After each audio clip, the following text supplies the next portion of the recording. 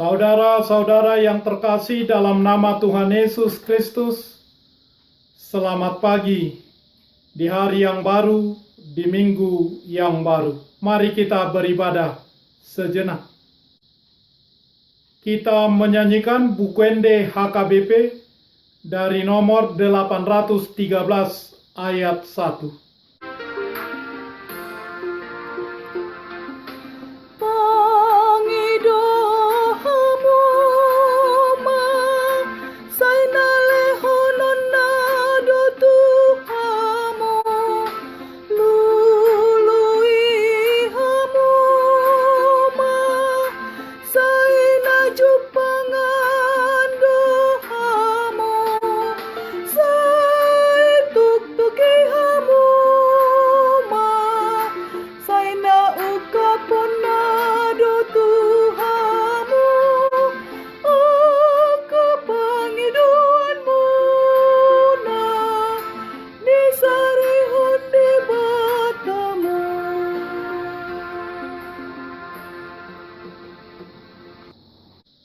Kasih karunia dan damai sejahtera dari Allah Bapa dan dari Kristus Yesus Tuhan menyertai saudara-saudara. Amin. Saudara-saudara yang terkasih, firman Tuhan, renungan harian Senin 22 Maret 2021 dari kitab Injil Yohanes pasal 14 ayat 14 mengatakan, "Jika kamu meminta sesuatu kepadaku dalam namaku, aku akan melakukannya." Dalam bahasa Batak Toba mengatakan, "Molo dipangidohamu manang aha sianau marhite-hite guarku, patu paokku mai." Demikian firman Tuhan. Saudara-saudara yang terkasih, jika kita diberi pertanyaan, di manakah dan bagaimanakah letak kepercayaan kita dan kepengikutan kita kepada Tuhan Yesus Kristus sebagai orang yang percaya kepadanya? Menurut renungan harian ini, kepengikutan kita kepada Kristus bukan untuk kekayaan, bukan untuk nama besar, bukan untuk jabatan, bukan untuk sesuatu yang lain, hal duniawi.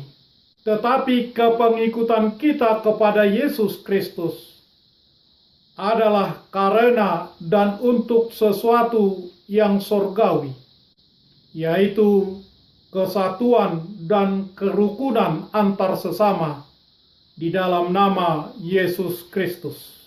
Persatuan dan kesatuan boleh terwujud karena ada kerendahan hati.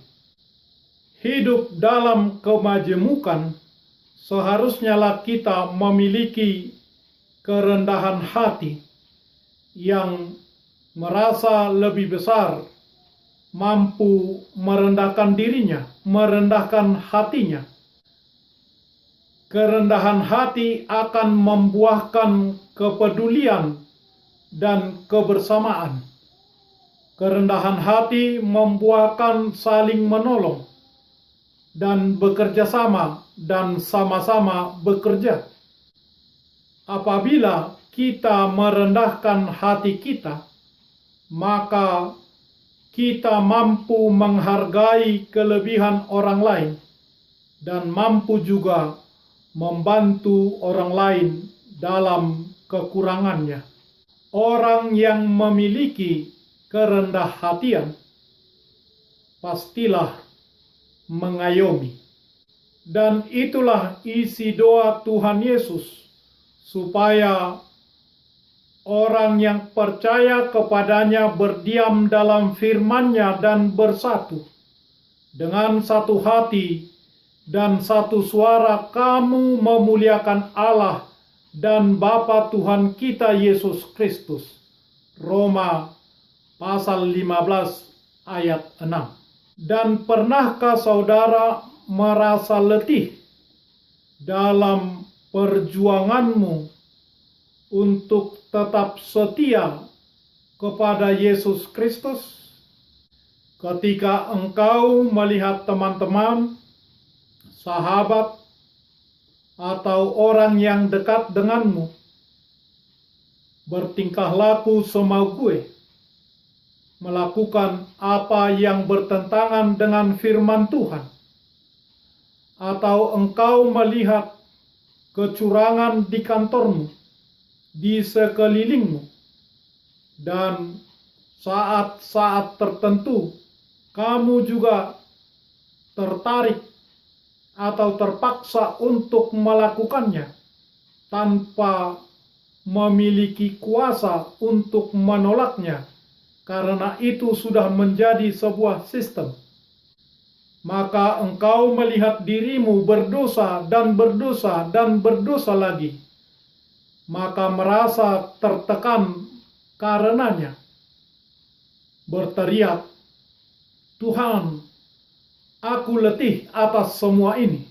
Tuhan Yesus mengatakan bahwa pengikutnya tidaklah berasal dari dunia, tetapi hidup di tengah-tengah dunia.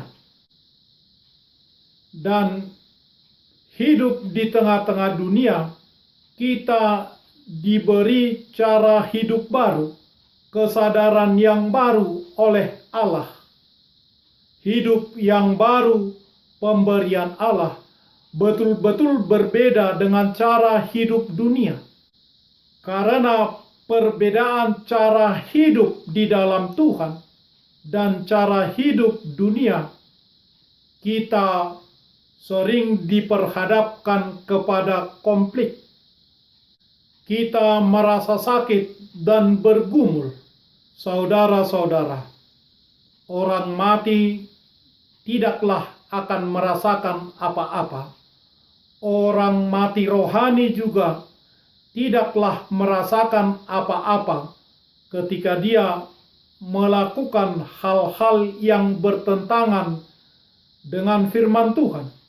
Tetapi orang yang percaya kepada Tuhan merasakan sakit ketika dia tergoda melakukan sesuatu yang bertentangan dengan firman Tuhan. Maka kita perlu bersyukur ketika kita mengalami pergumulan, karena justru orang yang mati rohani tidak mungkin menghadapi pergumulan, mengalami ketegangan hidup lama dengan hidup baru di dalam Tuhan. Orang yang percaya kepada Tuhanlah yang mengalami ketegangan atau konflik tersebut. Jika kita menghadapi hal seperti itu, apakah yang menjadi penghiburan kita? Dari manakah kekuatan datang kepada kita? Terpujilah Allah yang telah mengaruniakan anaknya yang tunggal, Allah sejati, menjadi manusia seperti kita di dalam Yesus Kristus. Penulis kitab Ibrani mengatakan bahwa anak Allah menjadi manusia adalah suatu keharusan, supaya ia menjadi imam besar yang menaruh belas kasihan dan yang setia kepada Allah untuk mendamaikan dosa seluruh manusia. Tuhan Yesus menaruh belas kasihan kepada kita, dan Dia menyediakan pertolongan kepada kita. Ia mengerti pergumulan kita dan usaha kita menjalankan kehendak Tuhan Allah Bapa itu. Ia telah mengalami pergumulan-pergumulan di dunia di dalam keberadaannya sebagai manusia. Yesus Tuhan kita sudah bangkit dan sedang berdoa dan terus berdoa bagi kita dari surga. Tuhan Yesus terus-menerus menjadi satu-satunya pengantara kita kepada Allah Bapa. Ia terus-menerus bersyafaat bagi kita. Inilah penghiburan bagi kita dalam segala pergumulan kita ketika kita mengikut Kristus dengan setia, tidaklah mungkin bagi kita untuk mengerti apa artinya sukacita berjalan bersama Tuhan, tanpa kita mengerti apa artinya bergumul dalam pimpinan Tuhan ketika kita mengikutinya dalam kesetiaan, baik dalam pergumulan atau dalam ketenangan. Mintalah sesuatu kepada Tuhan dalam namanya, Dia akan melakukannya. Begitu firman-Nya. Amin. Marilah kita berdoa. Ya Tuhan Allah Bapa kami yang di surga, Engkau telah memperkenalkan diri-Mu melalui firman-Mu bahwa Engkau mengasihi kami. Engkau berdoa bagi kami, supaya kami dengan satu hati dan satu suara memuliakan Allah, Bapanya Tuhan Yesus Kristus. Kami meminta kepadamu, ya Tuhan, dalam nama-Mu, mampukan dan kuatkanlah kami supaya kami semakin mengenal Engkau dan melakukan kehendak-Mu dengan kuasa Roh Kudus-Mu, karena Yesus Kristus Tuhan kami. Amin. Marilah kita menyanyikan buku nyanyian HKBP dari nomor 813 ayat 1.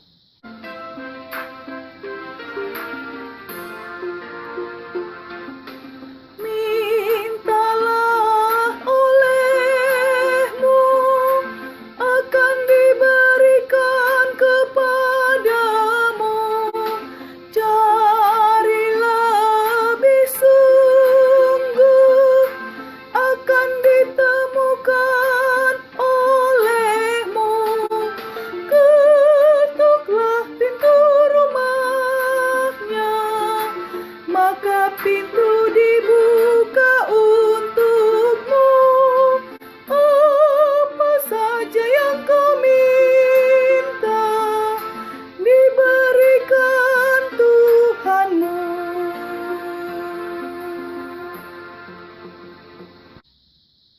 Kita bersama-sama berdoa dengan doa Bapa kami. Bapa kami yang di surga, dikuduskanlah nama-Mu. Datanglah kerajaan-Mu. Jadilah kehendak-Mu di bumi seperti di surga. Berikanlah kami pada hari ini makanan kami yang secukupnya. Dan ampunilah kami akan kesalahan kami, seperti kami juga telah mengampuni orang yang bersalah kepada kami. Dan janganlah membawa kami ke dalam pencobaan, tetapi lepaskanlah kami daripada yang jahat. Karena Engkau punya kerajaan dan kekuasaan dan kemuliaan sampai selama-lamanya. Amin. Anugerah Tuhan Yesus Kristus, kasih setia Allah Bapa, dan persekutuan Roh Kudus menyertai saudara-saudara. Amin.